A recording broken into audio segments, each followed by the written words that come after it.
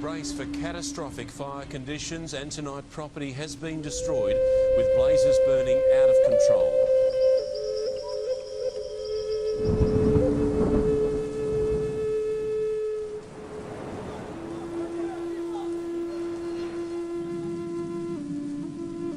Freddie Mercury died Sunday in his West London mansion.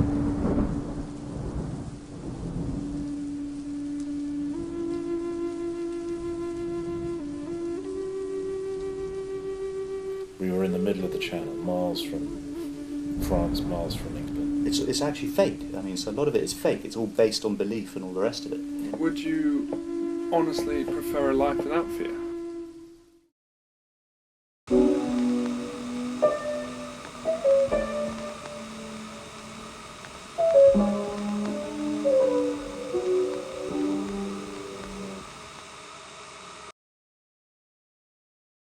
Fear to me is an emotion that would stop me from doing something that I would desperately want to do. Basically something that could result in one having a negative judgment upon themselves. Fear's a mechanism for self-preservation, if you like. It keeps us from danger, or it should keep us from danger. Fear can sometimes be irrational, though, because the things that we fear are sometimes in our mind and perceived instead of necessarily real. A physical feat, or talking to a girl, or starting a business. It's really fear of this. It's pretty much the same thing. It's fear of the unknown and what we haven't yet proven to ourselves that we can survive. So fear for me is not just always about physical pain. Can be. My son used to ride a motorbike a lot faster than me because I was scared or fearful that if I hurt myself it would take me a lot longer to recover than it would take him if he hurt himself, being older. But it doesn't necessarily have to just be about physical pain. I think a lot of fear is driven around emotional pain as well and what goes on in our minds.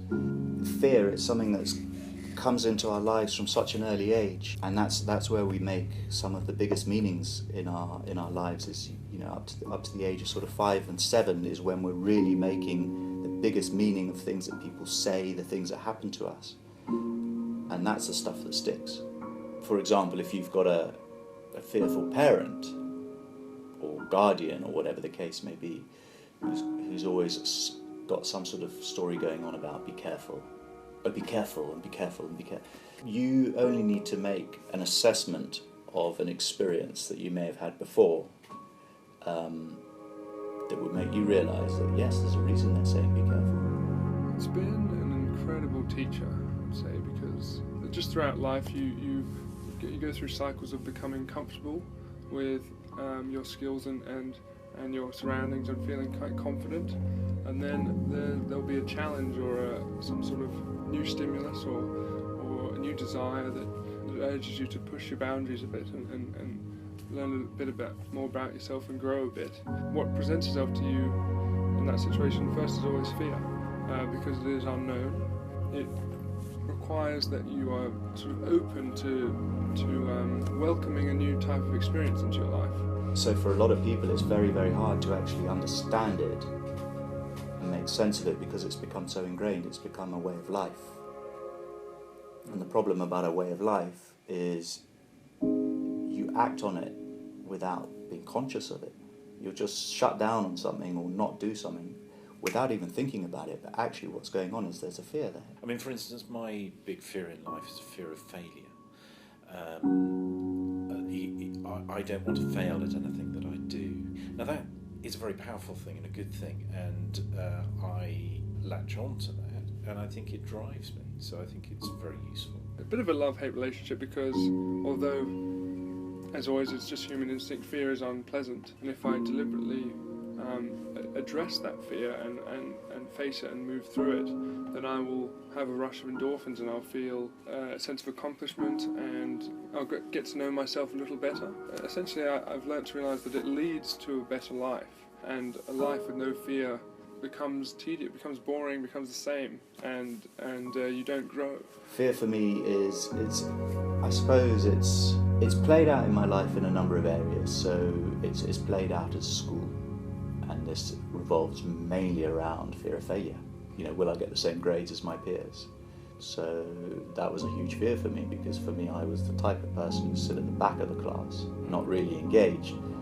Because if I engaged and put myself full on into it, there's possible fear of failure. So from a very young age, fear has always sort of dogged along with me, and with all the awareness I have around it now and the work that I'm doing, it's interesting how the same fear, although I have different ways of dealing with it now and have a whole new awareness around it, there's still this quiet voice of fear going on in my head about, oh, what if? And that's almost taking me back to when I was 5 years old, sitting in that classroom at the back.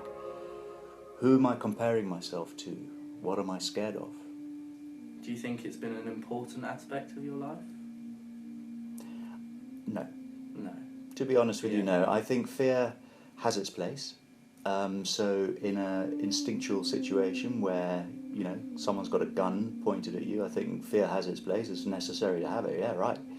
But overall, fear is just a story. It really is. It's just this noise. It's just this unresolved belief that because of an incident or because of something someone said once or twice or whatever the case may be, it's like, it's that memory or that experience that has kept this element of fear alive in us.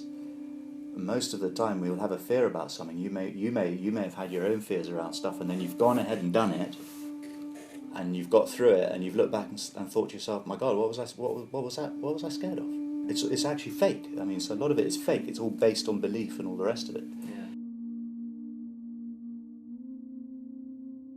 Dissolve the illusions of the mind. You know, a lot of the time the fears and the anxieties we have are not actually based in the moment or in reality. They're kind of apparently logical thought processes, but often do a lot more harm than good. So I would move to your heart and just know that you have the courage.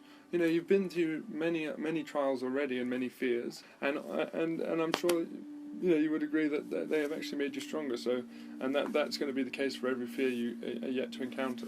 I would say the best place to start, the best place that I usually start, is to look at the situation for what it is, and then sort of pick the threads in my life of what could be driving this. I think it's always useful to reflect, as opposed to just take it for what that fear is and just give up there and then, or not act there and then because of this. Because a lot of us, we have whatever's going on, we act on it immediately, decision is made, we stop there, we don't move on, life stays stagnant for many people.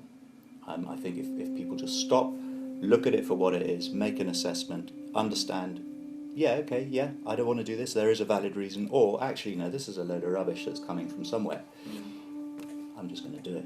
Nobody enjoys fear, nobody wants fear, but I think if you can face it and overcome that, you will grow out of that situation, and that understanding is a huge driver, and was a huge driver for me to undertake things that I wouldn't normally have done, or it's easier not to do. I think I have other fears. Fear of public speaking, which is very prevalent for a lot of people. I think it's one of the biggest fears. I think it serves a very good purpose. For me, definitely a fear of public speaking makes me good at it, if I can say that I'm good. It was something that I actually wanted to do to gain confidence, to build my confidence at a very early stage in my life and my business career. I prepared heavily, so I spent hours and hours and hours preparing what I was going to talk about, so that I was actually speaking much more naturally. Preparation in a situation like that is key. Everybody has fear. Everybody has an experience, you know, like us, and everybody else has anxieties and fear. So it's not that you're alone in this at all. Taking just a leap of faith, or, you know, facing those fears actually sets a great example for others that really want to do the same. Remember that everybody else has fears just like you, and and don't let them control your personality, really. So it's really feel the fear and do it anyway. I think fear is a very important tool, as we've already said, for self-preservation. And I think it needs to be there. Perhaps it is a natural part of our being that is necessary for our survival. Would you honestly prefer a life without fear? The rewards in your life would be less sweet. The lessons and the growth that you experience when you go through fear are so much more deeply learned and valued, and develop your character and everything in such a deeper way than if they were just taken for granted and things you cruise through. That's why people who've had hardships and fear in their lives and overcome them are some of the best people, because they it forces you to be present in the moment and make a deliberate choice to expand your kind of sphere of what you allow into part of yourself, or as what you allow to be comfortable for yourself. It's influenced me greatly. I mean, every valuable aspect of who I am started with fear. I don't know if there's. I doubt there's a soul on the planet who's not living in some form of fear. No way. I'd like to meet them.